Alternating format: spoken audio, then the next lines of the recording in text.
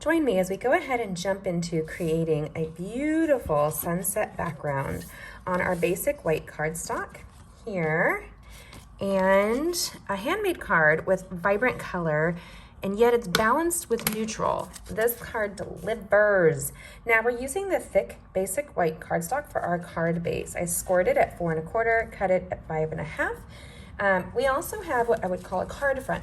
So this is crumb cake cardstock that is at 4 1/4 by 5 1/2, but I've cut it into a pattern. So I cut off 1 1/2 inches for the inside.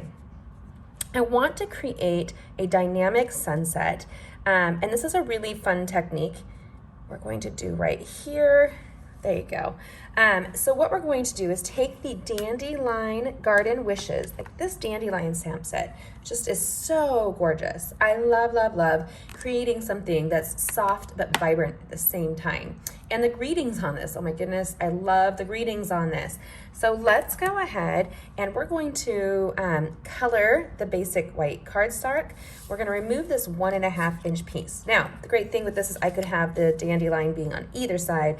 With this Garden Wishes set, it's easy to do. We're going to be using our blending brushes today in Bumblebee. So Bumblebee is one of our in colors. And we're going to also use it in Rococo Rose, another in color, and Terracotta Tile. So I'm gonna put Terracotta right in the middle, right there. All of these are in color, so they're limited edition colors from Stampin' Up that are on trend, which is really great when you look at that kind of thing. Now, I don't need to blend out the whole card. I just need to determine where I'm blending. And so I've decided to blend in the middle. And while we're doing that, I'm going to end up die cutting, stamping and die cutting this out of the crumb cake to create a silhouette across the front of it. And so what we're gonna do is we can do this here. We can add a little pencil mark if that's what you want. I'm going to do a little tiny dot right where I want it to be. Actually, I need a pencil for this. So you're gonna see here, I'm using this template just to kind of imagine where that's going to be. I'm a visually oriented girl. I wanna make sure, now I will exceed this ever so slightly because I don't want to worry about it, but this gives me a little mark on my project to know where to go. Now, we're gonna always start with a lighter color. And on this project, that is gonna be the Bumblebee. Now, our blending brushes are super easy to clean. I use this for multiple colors. I'm in the process of getting one for every color so I don't have to wash it in between, and I'll label it because I'm all about the fun of labeling. I also want this to be shimmery. So I've discussed this technique earlier this week.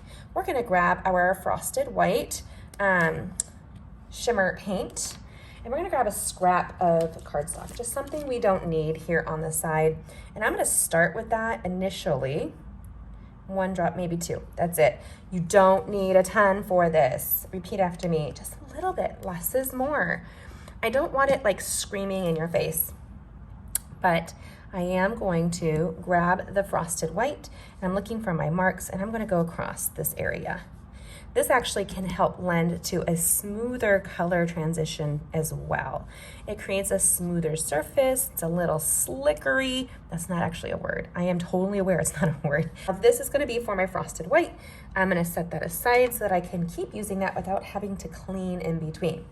Then I'm gonna grab the Bumblebee. Now this still might be a little bit damp, and that's okay to grab the ink. So I'm gonna go right into the corner of the Bumblebee ink pad. Now you can see it's already blending out. You can tap it if you want to kind of take off that harshness. And I'm gonna come in there and I'm just gonna softly color out. Just keep blending. I just think if you look at the difference, let me see if I can zoom in a little bit here. If you look at the difference of when it's on the cardstock to where it's at on the frosted white shimmer paint, it's just a softer shimmer, and it's harsher on the cardstock. It absorbs more. And so this is a great way to give a soft impression. I don't want this to be super bright. So this is my Bumblebee here. And we're talking easy, you guys. I don't have time or energy for anything that's gonna be more difficult than that. And I'm actually gonna go to the Rococo Rose. Now, it's funny, if you know me, I'm not a pink fan, but I do really like the feel of the Rococo Rose for blending. I point out, I'm using this grid for my coloring purposes only. You can see blues that have been blended in, and I will clean this periodically. I will not do most of my card making on this until I've cleaned it. So keep blending in, and then we'll go into the terracotta tile.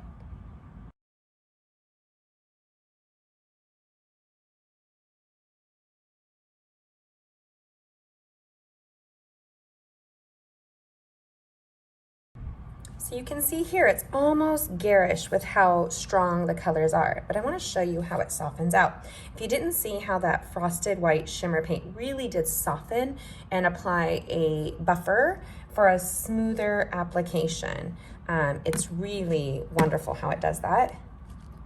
You can do this also with the Wink of Stella. Now we're going to take this really simple technique, and I want to show you how that's going to go. Remember, we moved the 1.5 inch mark in the middle.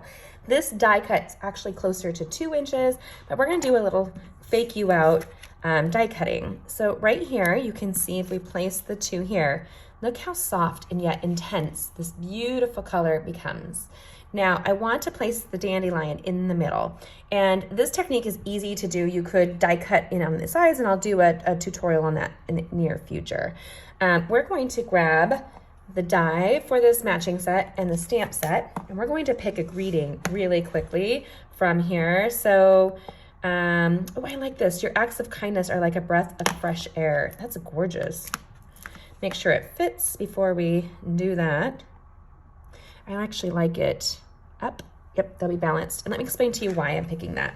The image will be die cut like so, leaving more space at the top. So when you stamp here, that's going to give it a balance to the greeting. So let me grab that. And then we're going to stamp the dandelion, and we're going to die cut it using that. So let me put that to the side. We're going to use Crumb Cake ink pad, and we're going to do stamping off initially. I don't want a really harsh on harsh dandelion. I want a soft, soft, soft, just barely there kind of image. So I'm going to stamp it on the back. Gentle, come around to the front and stamp it again. Now I do want the greeting to be a little bit bolder. So we're gonna come in here with the greeting here and stamp that. Don't dig it in, just pat, pat, pat, pat, pat. And I actually like the grid paper underneath so I can see it a little bit more clearly.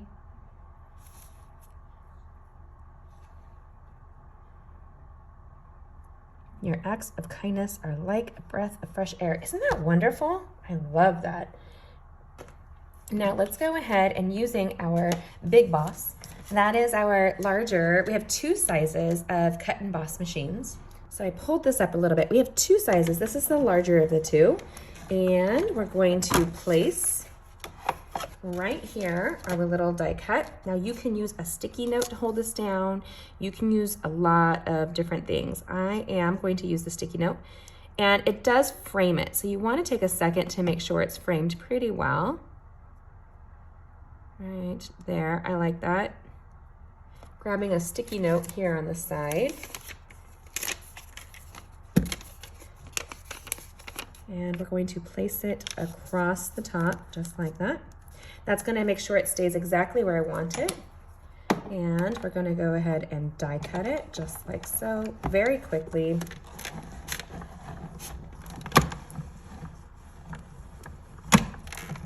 I'm not in my usual crafting area. Well, this has been my crafting area now for a short period of time. But I'm looking forward to our new craft room. We're going to be getting a huge new crafting area in our new home, where I'm making a 2-bedroom or 2-room suite for that. See how easily that die cut that out right there? Now let's go ahead and assemble this in an easy way to highlight the die cut and the ombre background that we've created here. We will use our Stamp and Seal adhesive, and we're going to adhesive down.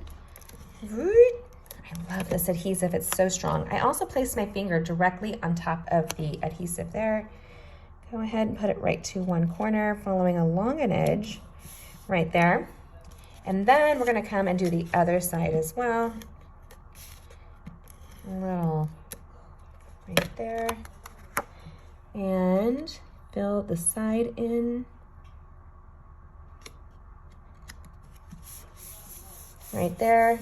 And then we're going to take our dimensional adhesives on the front of this and place it over just like that. That's going to give us this beautiful die cut highlight. And I'm grabbing full-size Stampin' Dimensionals just because it's a little bit larger of an image, which makes it easier to do that. And turn it over, place your adhesives very quickly. You don't need a ton. This is something that's going to stand up on its own, basically. Here, we're going to come down. You can put an extra one in the middle if you want. More adhesive versus less is generally a good idea when you're mailing something that's going to be interactive. And we're going to place that down right here over that frosted ombre color. Boom. Simple, clean, but oh my goodness, isn't that gorgeous? So dynamic. And that dandelion really does highlight here with that beautiful sunset background. Easy to do. And it's got that slight shimmer with that strong contrast of a neutral, soft, earthy background in the crumb cake cardstock and inks. You can embellish this in a variety of ways. You could add rhinestones, or just, you can have so much fun with it. But I'm going to leave it more simple than not. I like it just like here, allowing that sunset to shine. And you can stamp the inside, but now you have a white neutral card on the inside. So what I often will do really quickly is grab that crumb cake here, and I will stamp the envelope, but I'll also stamp the inside of the card like that. And you can take the blending brushes and add a little bit of, I'm not even going to add some more color. I'm just going to go a little bit over the dandelion piece there. There, soft. You can cover the whole thing if you wanted. Just keep blending it out. Keep the movement going right there. Boom. Oh, I love it. You don't have to be perfect with this. This is one of those really soft techniques that you can do just like that. So now you have this intense balance and contrast on the front of the card, just like so. And when they open it up, they receive some bright color to brighten their day. The benefit to this too is you have less room to write, so you can write something nice but not feel like you're shortchanging them with the space being used. I'll do the same on the coordinating envelope.